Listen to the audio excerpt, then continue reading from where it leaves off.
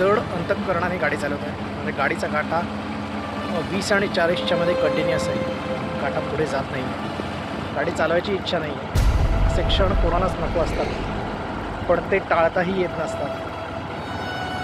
पर्याय असतो. वर्षांपूर्वी पालीमध्ये येऊन बल्लाळेश्वराच्या दर्शनाला गेलो होतो आणि त्यानंतर सगळं होत्याचं नव्हतं झालं आणि त्याचे चटके आजही भोगतो. आज पुन्हा एकदा इकडे आलो आहे आणि त्यामुळे जुन्या आठवणी जाग्या झाल्या. व्हायला नको होतं वेळेस पालटले, पण हे मनात राहिलं की आपण पालीमध्ये आलो होतो आणि बल्लाळेश्वराचं दर्शन नाही घेतलं आणि त्यामुळे मनाला रुखरुख लागली की पुढे सगळेच त्याचं नव्हतं झालं, ते केवळ यामुळे झालं असावं. आणि पण पश्चात्तापाला अर्थ नसतो. त्यावेळी देवळात गेलो नाही, देवाचं दर्शन घेतलं नाही आणि पुढे सगळंच बदललं. आणि आता आज आलो आहे पालीमध्ये पुन्हा एकदा एवढे वर्षांनी, त्यामुळे आठवणी जागा झाल्या. शेवटचा व्हिडिओ किंवा आता यापुढे कोकणात जाणं होणार नाही, कोकणविषयी व्हिडिओ करणं शक्य होणार नाही. हे सांगताना मनाला खूप यातना होतात. प्रेमभंग झाल्यासारखं आहे माझ्यासाठी आणि खूप यातना आहेत, पण माझा नाईलाज आहे. मला दुसऱ्या कामामध्ये व्यस्त व्हावं लागल्यामुळे मला आता कोकणाशी संबंध जो एकदा तुटला होता पूर्णपणे, तो पुन्हा एकदा तुटतो आहे आणि याला नाईलाज आहे. काय करावं सुचत नाही आहे, पण पर्याय नाही आहे माझ्याकडे दुसरा. त्यामुळे व्हिडिओ बनवणं बंद होतं आहे. कोकणाबद्दलचे व्हिडिओ बनवत आहे हे जास्ती क्लिशत आहे. येत नसलं, कोकणाबद्दल बोलता येत नसलं तरी आजन्म कोकणावर प्रेम करत नाही. कोकण हे माझा श्वास आहे. श्वासाशिवाय माणूस राहू शकत नाही, कोकणाशिवाय मी राहू शकत नाही. पण माझा श्वास होतो आहे आणि आहे. श्वास ज्या दिवशी जाईल त्या दिवशी मी या जगात मी आशावादी आहे आणि पॉझिटिव्ह आहे. त्याच्यासाठी कदाचित याहीपेक्षा चांगलं काहीतरी आयुष्यामध्ये घडणार असेल.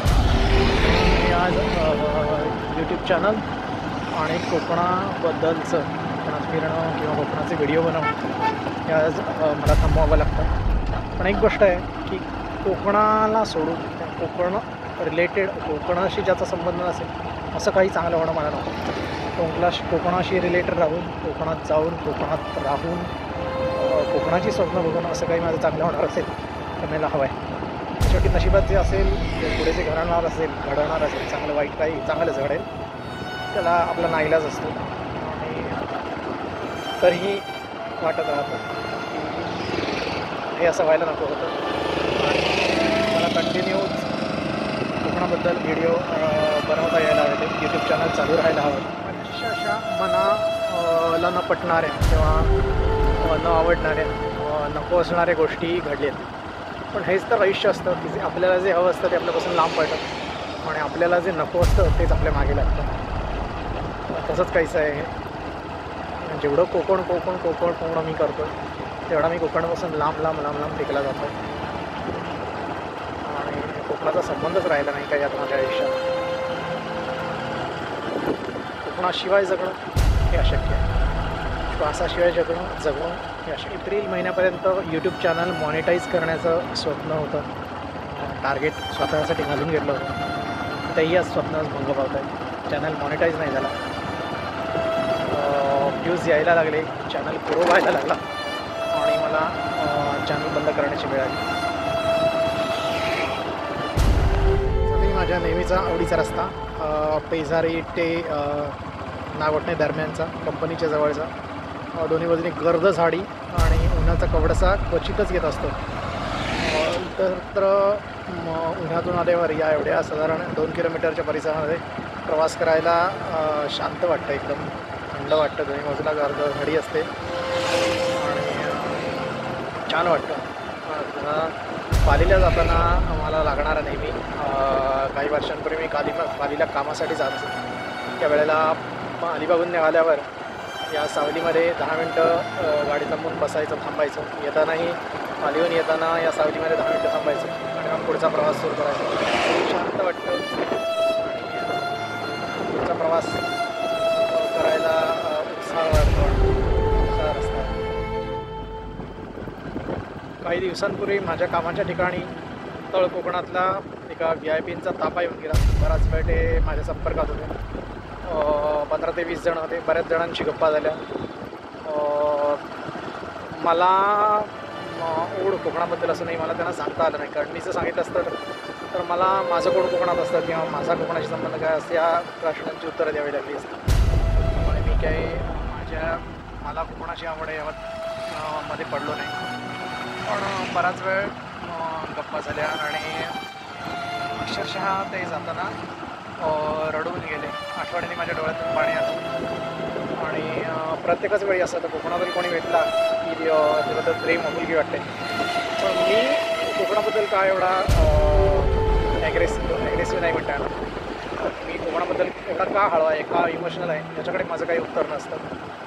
आणि त्यामुळे प्रत्येकच वेळी कोकणी माणूस भेटला बोलला की माझ्या डोळ्यातून पाणी येतं. आणि अशा मनापासून प्रेम करणाऱ्या कोकणावर माझं कोणीच कोकणात नाही. माझा कोकणाशी काहीही संबंध नाही.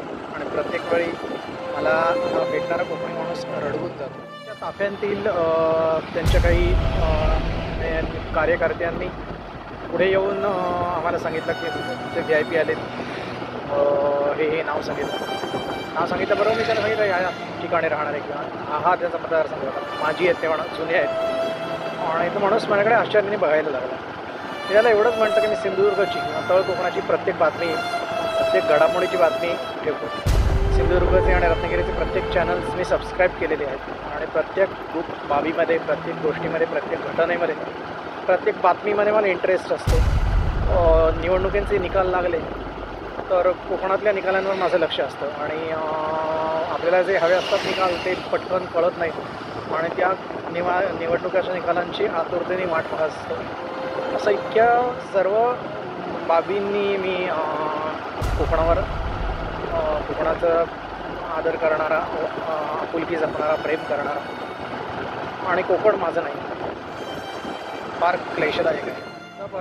14-15 वर्षांनी मागच्या वर्षी लागोपाठ 2 वेळा कोकणात म्हणजे गोव्याला जाण्याचा योग आला. जूनमध्ये 2 दिवसासाठी गेलो. तर ऑक्टोबरमध्ये 5-6 दिवसासाठी गेलो. गोव्यामध्ये जाण्यामध्ये इंटरेस्ट नाही. खरा इंटरेस्ट सिंधुदुर्गमध्ये. सिंधुदुर्गाचं सौंदर्य मनाला मोहिनी घालतं. पण सिंधुदुर्गमध्ये जायचं नाही असा निश्चय केला आणि त्यामुळे मग गोव्याला गेलो. आणि आत्ता कुठे असं कोकणात जाणं होणार होतं आणि ह्या 15 वर्षांच्या दिवसातून आत्ता कुठे थोडासा बाहेर येत होतो.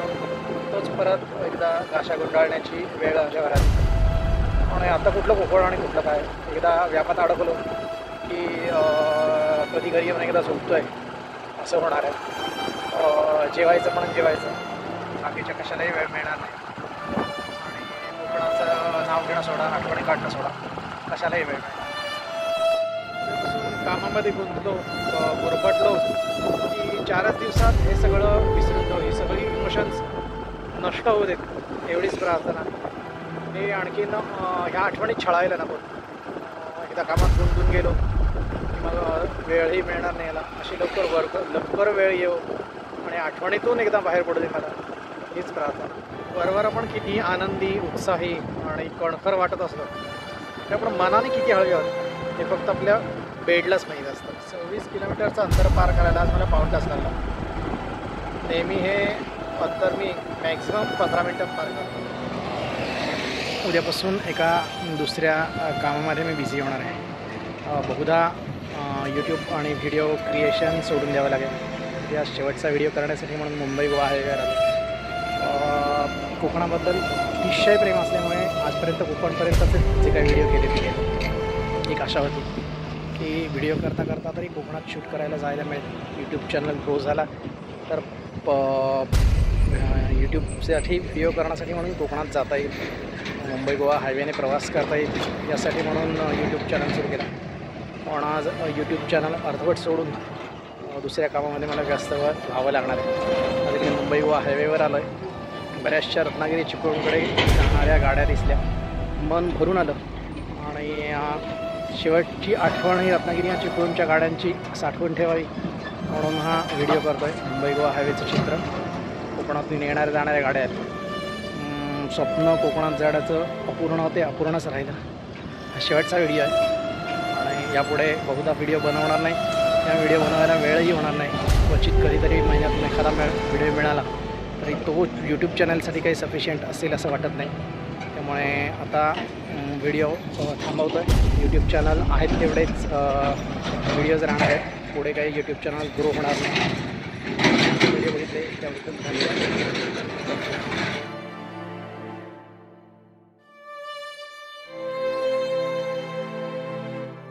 बाहेर आलो बल्लाळेश्वराचं, गाडीवर बसतो आहे आणि आता थेट घरी आली बघायला जाणार. मध्ये स्टॉप व्हिडिओही नाही कुठे. The end of this session.